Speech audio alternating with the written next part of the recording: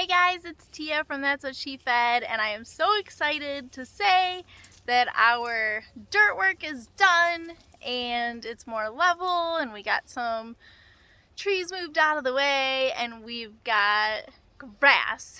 We were able to put some grass seed down yesterday and put some straw on top, and so hopefully we'll have some grass soon. I don't even remember what it's like to have grass, to be honest. I've been surrounded by clay for so long.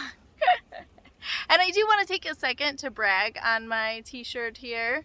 So I tie-dyed it myself last year, and all you do is you take a black t-shirt and I just twisted it up in the middle like the standard style, and then you put bleach on it and then rinse it out really good, because I noticed that when I started tie-dyeing it with the bleach still in there, it was you know, getting rid of my colors. So rinse it out super good and then tie-dye it like normal. This one used to be way more vibrant, but I still love it a lot and I'm still super proud, so I thought I'd share that with you guys in case you're interested, because I had never heard of it until last year, the bleach tie-dye, so I think that's super cool. Anyways, and I'm planting more seeds, yay! So today I'm going to be planting different kinds of tomatoes, and the Sun Gold are my absolute favorite. Sun Gold cherry, they're about this big and they're yellow or orangish and they're sweet. So I feel like they have a better flavor than regular tomatoes, and my whole family loves them. It is the one thing in the garden that the whole family cannot get enough of, so I suggest them. So those, I'm going to be planting a lot of those today, and then I'm going to plant some zucchini because that's another family favorite. I mean, that's everyone's favorite, isn't it? And I'm praying that the squash bugs do not attack it this year. I've not grown zucchini down here yet. I've only grown it in Illinois, and the squash bugs and the vine borers were my nemesis. But I used to get a lot of zucchini until those vine borers would just take it out. The squash bugs, like I said, I try to be completely organic. Sometimes I get too caught up in being organic and it makes it so hard to the point where it like paralyzes me. So if it's going to paralyze you, just do it. It's got to be better than the store anyway. The store, they're just spraying it with all kinds of stuff. So just do the best you can. But yeah, like my dirt, I don't even know. I'm not even gonna look into it. I just can't. Anyways, but as far as organic, the squash bugs, I was just picking them all off by hand, and it was hard work, let me tell you. But again, don't let it paralyze you. Growing your own food is the best thing you can do. So anyways, squash bugs and vine borers were my nemesis there, so I'm praying they won't be down here, but I have a feeling, I've seen in some of the Tennessee groups that it might be an issue. Anyways, we'll see how much zucchini we can get before they attack. And yeah, so I'm going to be planting them in the jugs again. Like I showed you guys before, the jugs, we just cut them in half and almost all the way, and then we use them as a miniature greenhouse. So I'm going to be doing that today, and I think we're going to build some garden boxes finally. This is something that I've been really looking forward to, but I didn't want to do it until my yard was complete, and I just felt like so anxious to get on it, and our yard is complete. So I'm ready to get started with my gardening. I just cannot contain myself, and it's like, it feels more outside. Why can't I plant now? But it's still not time. So we got to keep them in the jugs, keep them safe from the fluke cold weather that we'll be getting, and then it'll be here before we know it, right? I can't wait to get our hands in some dirt. Okay, so these are the jugs, or not the same jugs, but just the same concept as I was showing you guys last time. Milk jugs work great. And actually the milk jugs, you don't even have to heat up the knife first to cut it. You can just cut right through it. They're super easy. So I cut everywhere except the handle so it can bend open. Let's see if I can do this one-handed. You get the idea. And then down at the bottom, you got to put your drainage holes. And then, yeah, we'll just fill it with dirt. I'm going to try the toilet paper rolls again. We know how well that worked last time. And, oh yeah, my hibiscus seeds. I'm going to be planting those too. Those were from a neighbor. He had me watch his garden and water it while he was out of town. And I asked him if I could take all of the seeds from his hibiscus that were falling off. And he said yes. And so they were I think they're called they were like a bright red, and they were called the dinner plate, I think. I don't know for sure. I'm going to have to look that up. So anyways, got some old goat milk jugs, and we're just going to plant some stuff.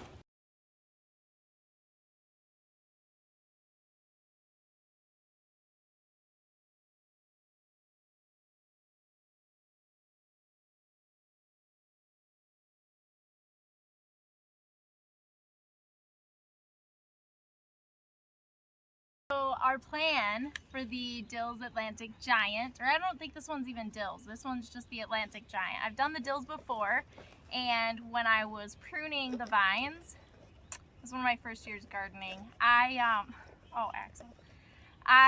accidentally pruned the vine that my pumpkin was growing on. So I cut it short, and it was growing so big so fast too. So let's pray this year I don't screw it up. I'm excited to be doing it again. My boys and I actually want to grow a giant one that we can fit inside, because that's how big they get. It says that they can get up to 200 pounds or more. And then what people do, it's actually a thing, Google it. What people do is they carve a huge hole in it, they get inside, clean it out of course, get inside, and then they take it to like a lake or pond or creek, I don't know. And then they have like races, like a paddle boat type thing. So that's our plan. That's what we want to do. Hey, can we not leak all my stuff? So anyways, yay! So wish us luck. I am scared of powdery mildew. I struggled with that a lot. Oh, Axel. I struggled with powdery mildew a lot in Illinois, and so I'm praying that I can battle it this year. I'm thinking about maybe letting my vines grow on some pallets to keep them lifted up off the ground so they don't get so moist. So I'll keep you guys updated on that and how I go about it. I think Axel still smells the milk in these jugs. So, good rule of thumb is 1 inch. I'm sure one size does not fit all. Those gloves, one size fits all, never fits me. But a good rule of thumb is the first line on your finger is 1 inch. So you poke your hole 1 inch deep and then pop your seed in there. So you go down 1 inch.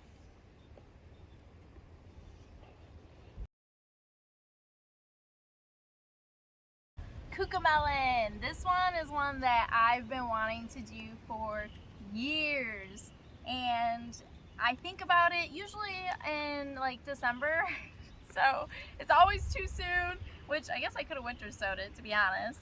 But they look like little itty bitty watermelons, but they taste like a tart cucumber, so you can pickle them, and they just taste yummy to eat them right off the vine, and apparently they're easy to grow and you can get a lot of them.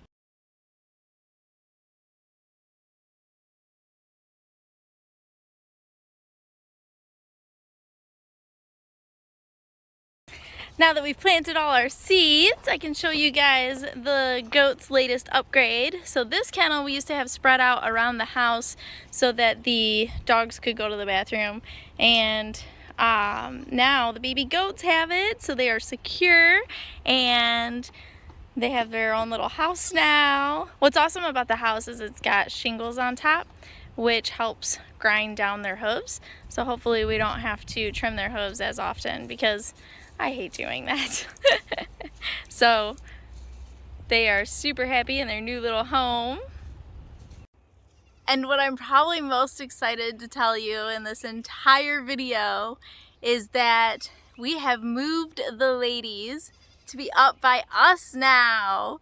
We still got to get their run up here, but their coop is up here and I feel like they're safe. So with the food shortages, I am hearing in the chicken groups that people are starting to steal chickens now.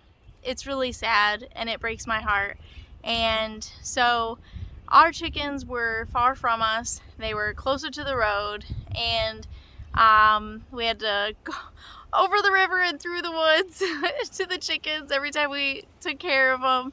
And now they are by us where I can watch them. I know that our babies are safe, because our chickens are not just livestock to us. They are our babies, you know, and so there are golden girls.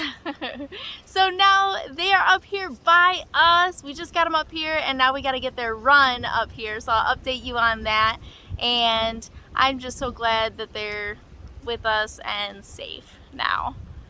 So I'm telling you guys, with these food shortages and everything going on, God called me to this years ago, and I was like, you know, I feel like this is something I'm supposed to do. And I kind of wondered if maybe like it was going to be a health thing, like we need to be healthier and just provide for ourselves to know that we're getting the best of the best. And now I'm starting to see God's plan. I'm starting to realize maybe it's the food shortages. Maybe that's why he was calling me to this. So whatever it is, I just keep going forward. So like you guys are seeing, we're doing something every single day to just move forward and do the best we can to provide. So I hope that you guys can be inspired by our journey, and I hope that you can find ways to incorporate this in your lives too. Even if you don't have land and you don't live in the country, you can start a garden. If you're in an apartment, start pots. And you can grow in pots as well. And there's even grow lights you can grow inside your house now. I mean, technology has gotten pretty amazing. There's a lot that you can do to provide, and I know that that's really hard, but every little bit will help, and every little bit will teach you, so you can learn and learn from your mistakes. Obviously, as you guys can see, I'm still winging it. I'm still like, we'll try it, see what happens, and I'll let you guys know how it goes. I mean, there's so much to learn with gardening. But the worst thing you can do is not do it just because you don't know. So today is a windy day. There's a storm coming tonight.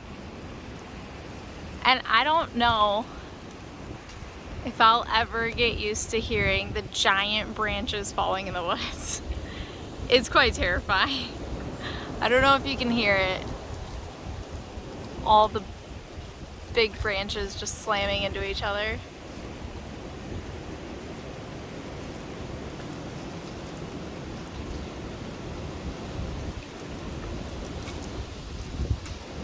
Oh, there goes one.